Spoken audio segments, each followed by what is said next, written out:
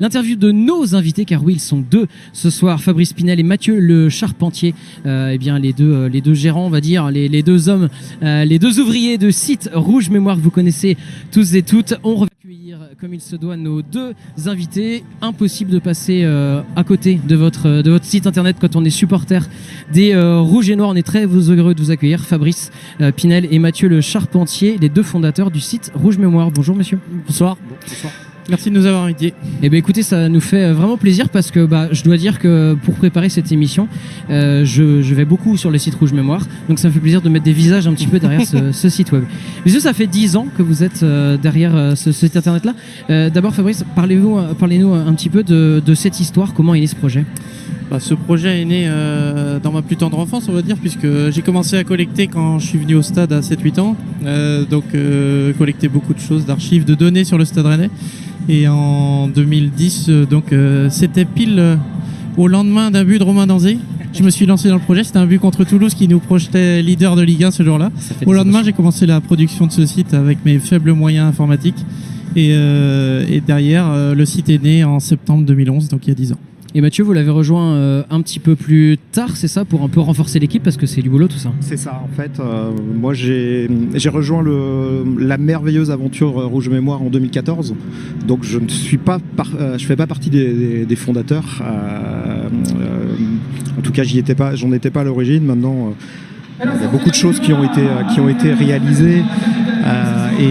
Et l'objectif, en fait, quand j'ai rejoint l'équipe, c'était de pouvoir aider le club qui sortait d'une finale perdue en 2014, malheureuse, une finale de Coupe de France, et mettre tout ce que je pouvais pour avec mes faibles moyens à disposition du club pour aider le club, et c'est ce qu'on essaye de faire désormais depuis. Alors moi, ça fait 7 ans, ça fait pas 10 ans que j'ai rejoint l'équipe. Mais il faut aussi souligner que derrière Rouge Mémoire, c'est pas que 2 personnes. Il y a beaucoup de contributeurs. Il y a un informaticien, Pierre, qui a fait un boulot et qui continue de faire un boulot fantastique sur notre site, et sans qui on ne pourrait pas avoir un site aussi reconnu et aussi utile pour tout le monde. Alors, il faut évidemment être fan, amoureux, inconditionnel du Stade Rennais. Qu'est-ce que ça représente un petit peu comme travail au quotidien de tenir à jour ce site ? En fait, c'est de la veille 100% du temps. Hein. À chaque temps libre, il y a un petit coup d'œil sur l'actualité du club, ou sur les éventuels mails ou messages qu'on a reçus qui contiennent des archives et qu'on a pu nous transmettre. Et une réflexion perpétuelle de mon côté, en tout cas, par rapport au match qui vient, au match qui est passé. Qu'est-ce qu'on pourrait trouver comme angle de stats qui pourrait être parlant pour le présent. J'ai eu la chance de voir le fabuleux tableau Excel que tient à jour Fabrice. C'est une mine d'or, c'est incroyable. Il fait combien de lignes ce tableau Excel ? J'imagine qu'il est énorme. Il a une quinzaine d'onglets, même un peu plus, qui représentent 6000 lignes chacun. Donc voilà. Donc je retrouve facilement les infos que je veux, mais ça a mis un peu de temps à construire. Ça part, ouais. Tu m'étonnes. Alors, expliquez-nous un petit peu votre rôle à chacun, peut-être. Donc Fabrice, voilà, le fondateur. Comment vous répartiment un petit peu les tâches ? Moi, c'était la partie animation du site. La partie création, c'est Pierre, comme on l'a dit tout à l'heure. Injecter les données dans le site et animer les réseaux sociaux. Et puis aussi répondre aux sollicitations comme le fait Mathieu selon nos profils. Plutôt moi la data, lui plus l'archive.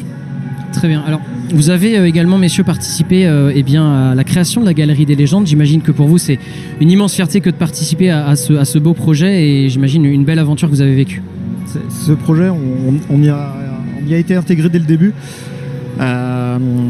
Parce que la base et le fond Rouge Mémoire d'archives, j'ai regardé hier, c'est 130 000 fichiers, c'est 130 gigas de données, donc il y a beaucoup de données qui étaient disponibles et sous-utilisées par rapport à ce qu'on pouvait en faire. On a eu la chance d'être intégré et de pouvoir contribuer à cette galerie, et de fournir aussi pas mal de contenu, ou de mettre en relation le club avec les personnes qui avaient du contenu. Et il est vrai qu'aujourd'hui, c'est une très grande fierté de voir que ce projet initié par Jacques Delanoë à la base et a vu le jour, et en plus a vu le jour une année très particulière parce que ça a été ouvert et inauguré quelques jours après la finale de 2019 et quand on sait qu'il y avait une vitrine qui était disponible pour une éventuelle Coupe de France. Je me rappelle des réunions préparatoires juste avant, disant on attend la 3e, elle est arrivée quelques mois après, le timing était parfait.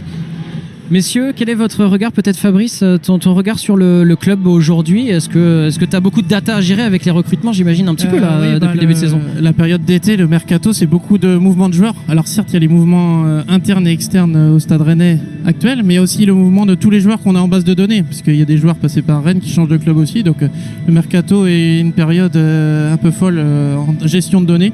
Ensuite, c'est le quotidien, c'est préparer le match qui arrive avec les joueurs qui vont être alignés et ainsi de suite, et collecter l'archive qu'on peut.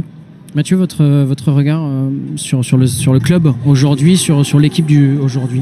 Alors déjà, c'est un club qui a beaucoup évolué, puisque moi j'ai encore en tête mon premier match, c'était le 5 décembre 1987, donc rien que le stade qu'il y a dans mon dos a énormément évolué, les structures ont énormément évolué, les ambitions ont énormément évolué.